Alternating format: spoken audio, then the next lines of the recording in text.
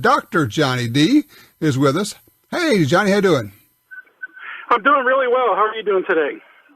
I am great. I'm glad you called.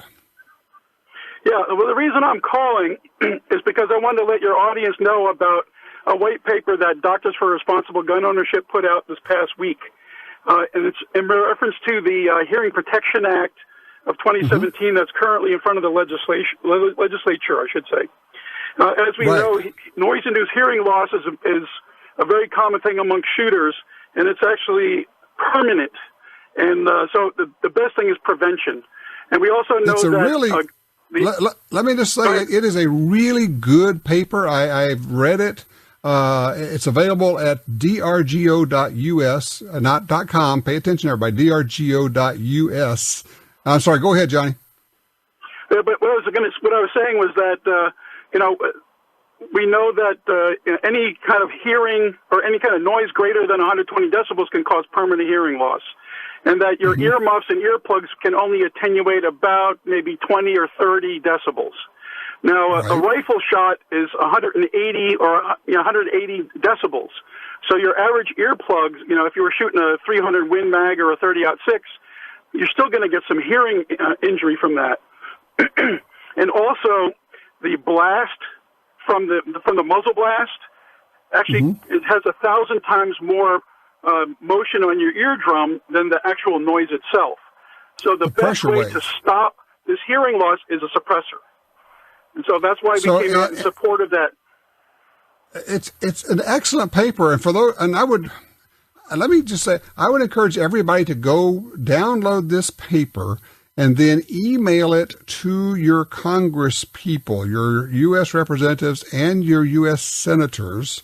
The website is drgo.us, Doctors for Responsible Gun Ownership. And it's got, it's scientific stuff. It's got the medical information there. And to Johnny's point, this is a one-way deal. Once you lose it, you can never get it back. And shooting guns causes hearing loss, even if you're wearing hearing protection. It's one of the reasons you'll hear me say a lot of times, I double up. I wear plugs, I wear muffs together. But a suppressor, and here's the thing.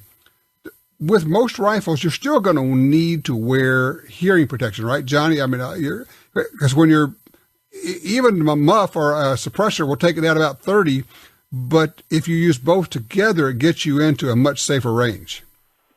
Right. 120 is the magic number. Anything below 120 is hearing safe.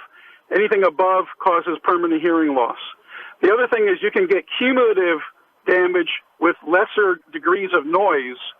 So if you're getting exposed to 110, often you can actually get damage from that too.